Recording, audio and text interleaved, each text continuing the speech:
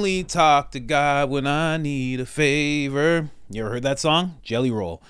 Let's get right into it. Cameron Hanes is asking Joe Rogan about Tucker Carlson. And Cameron Hanes is getting really good at this podcasting thing. He brought notes. He's pushing back on a question. And I have two clips for you. He brings the question back up 10 minutes later. Like, he's really pushing. So we're getting into Tucker Carlson's situation. So Joe Rogan touches on that extensively. And also the question is answered of whether or not Joe Rogan is willing to interview Tucker Carlson, which would be a bombshell of an interview. Let's get right into it. Before I do, you know I got to bring you to the store, guys. You've heard of the Great Resist? You've heard of the Great Reset. This is the Great Resist. Please join the Great Resist, and please resist the Great Reset.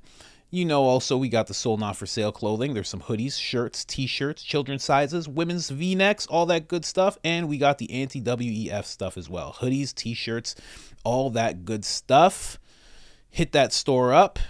Anybody who already has, you are much appreciated. Thank you so much. It helps the channel beyond your wildest dreams. It helps us so much.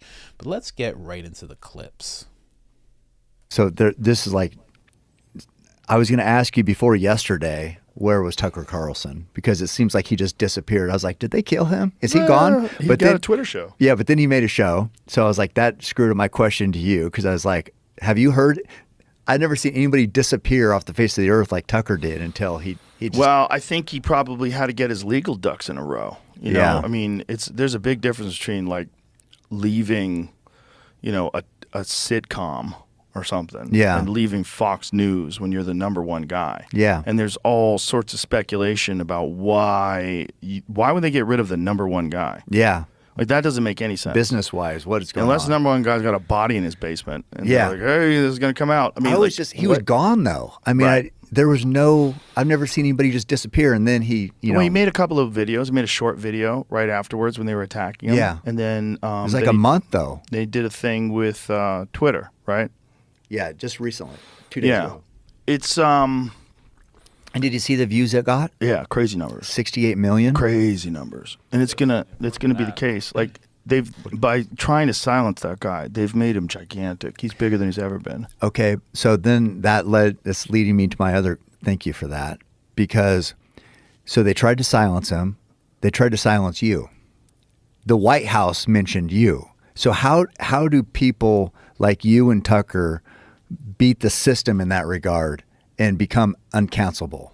Well, there's not uncancelable. You know, well, they tried everything with you. They're probably going to keep trying.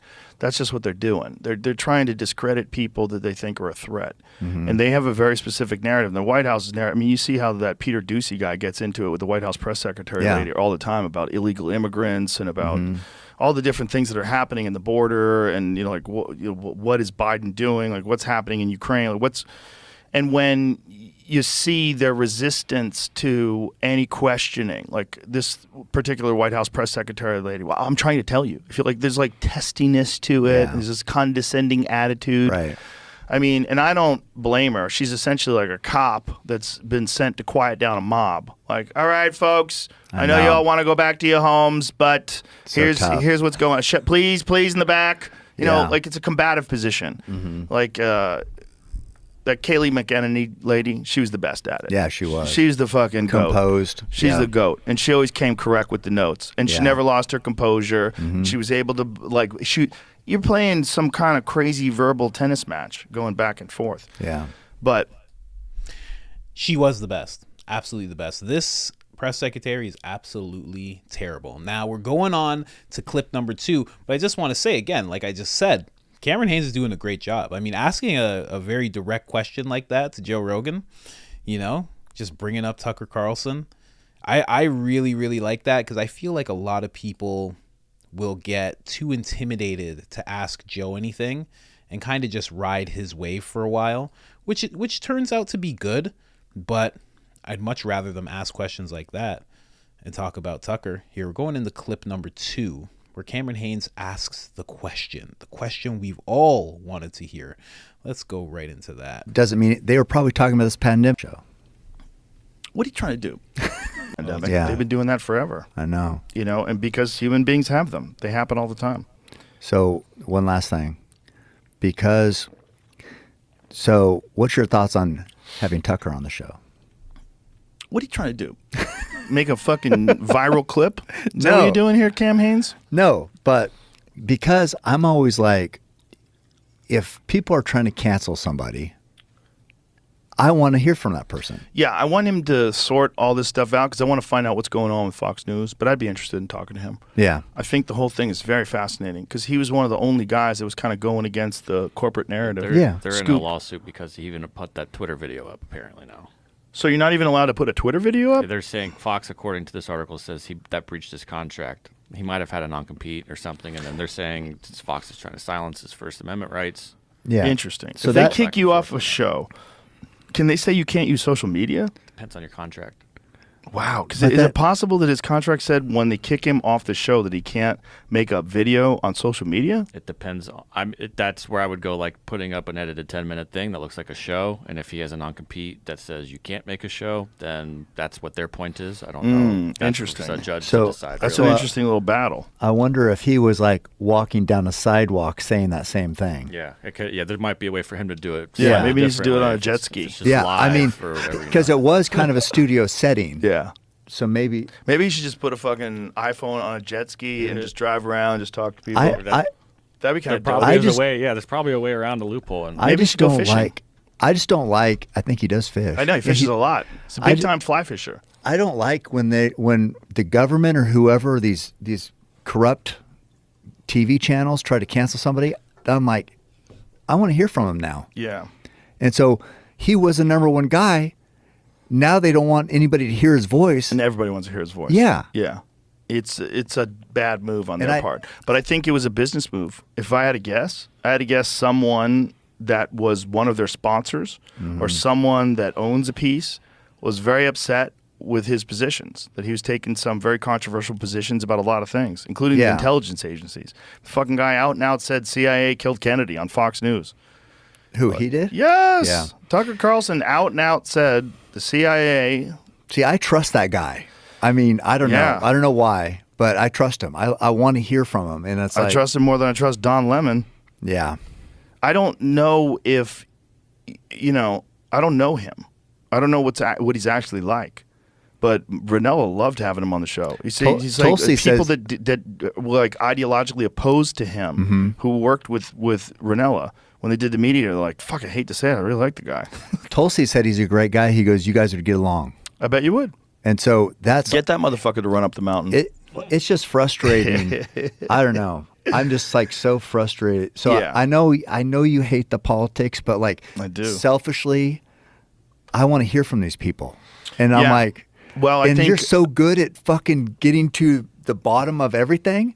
I'm like, selfishly, I want you to, even though I know you don't want to, and I get it. And it's your show. Obviously, you'll do what you want. I'd rather talk about cats hitting dicks with Theo Vaughn. But he already got to do that, so now it's time to do some Tucker. But you heard it. He said he's interested in talking to him. He just wants him to sort out the legal troubles, which, doesn't necessarily have to happen because Tucker can do a podcast. It's a non-compete. Fox doesn't even have a podcast that I know of, and if they do, it's garbage. It can't possibly be doing anything. I mean, who would be running it? Who's the host? So they don't have a podcast, so he could definitely be on a podcast, just like he was able to give that speech. I think the day after he got fired, he gave that speech. So he's definitely able to do something like that, and Joe's interested, and kudos to Cam Haines once again for pushing that question, because honestly, I'll say it again, that was what? 2 hours 21 minutes the first clip ended, then 2 hours 36 minutes he brings it up again. Like, he kept it in mind. That's a solid interviewer skill, to keep a question in mind that you have. But what do you guys think? You want to see Joe interview Tucker? It has to be a collective yes. I have to be hearing a collective yes, because that would be such a crazy podcast. They have so much to talk about. They have Kennedy, the Kennedy assassination to talk about. They have the legal battle that they possibly will be able to talk about depending on where the case is, if it's solved yet or not. They have They have journalism to talk about. They have media and the mainstream media and all the narratives that they try to push to talk about. They got J6 to talk about. They got so many different things that they can touch on. It could easily be an Alex Jones length podcast, which is like 4.5 hours. Easily they could do that together.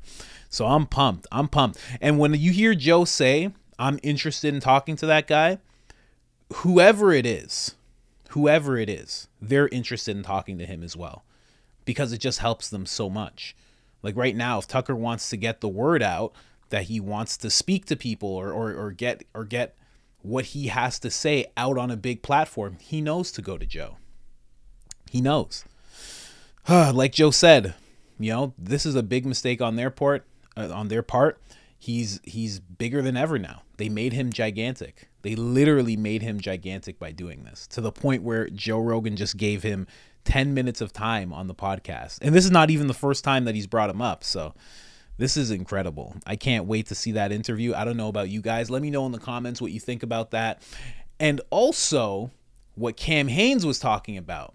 When somebody's being censored, I want to hear from that guy. I agree with that completely. I see someone get deplatformed off of everything. I want to know what they said, and I want to know what they have to say. And I want to know if what they're saying matches up with the narrative that's being pushed about them. I've seen that with Alex Jones. I've seen that with Andrew Tate. I've seen that with Jordan Peterson. And the list goes on. Every single time you get somebody who's willing to talk to them for an extended period of time, you end up hearing like, oh, there's something going on here. Because everything I just heard in this 5-hour interview, and I'm referring to Andrew Tate now, because I heard a 5-hour interview with Andrew Tate, and I'm like, oh, this guy's pretty amazing, you know? And there's no charges, this, that, like, I can go on and on about this, but Cameron Hanes is so right. Whenever somebody gets censored, and this should be a rule of thumb for people. When someone gets censored, or when someone gets branded as far-right extremist, hear what they have to say. I'm not saying become best friends with them. I'm not saying buy a t-shirt with their face on it, but go and find their content. I've brought it up so many times on this podcast. I used to think Jordan Peterson was racist because I just listened to somebody. But then when I went and listened to his content, and more content and more content, and some videos that even had me in tears, I was like, I'm never listening to anybody blindly like this ever again. That was like 5-6 years ago. Never again. The guy changed my life. Straight up. And right now, like, imagine this. There's somebody out there, when Rogan had the whole thing with like the N-word a bunch of times or whatever, there's people out there that are like, oh, he's racist, never listening to him. Missing out on all this content, missing out on all this good stuff, missing out on David Goggins, missing out on Cameron Hanes, missing out on all these amazing viewpoints, missing out on all these interviewers that he's had with doctors and scientists over the whole pandemic. Missing out. So anytime you hear somebody's getting censored, anytime you hear someone's being deplatformed, they get kicked off of something, forget what the mainstream is saying. Go search them up on YouTube. Go search them up on Rumble. Go search them up wherever you can. Probably not Google. You should probably check out DuckDuckGo or Brave or something like that, so you can get a full story, you know. But yeah, man, I love it. I can't wait for this interview to happen. I know it's going to happen. I'm calling it right now. I say that that interview is going to happen in the next 4 months. Within the next 4 months, they're going to sit down together. I'm calling it. I'm calling it right now. I'm excited. Sorry.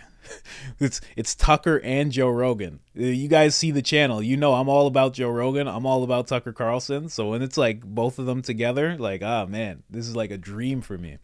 All right. Other than that, I am out. Oh, like the video. Like the video. Please like, share. Like, share. It helps so much. You have no idea. It helps the video tremendously. Please like and share. If sharing's too much, just hit the like button. It's much appreciated. Other than that, I'm out.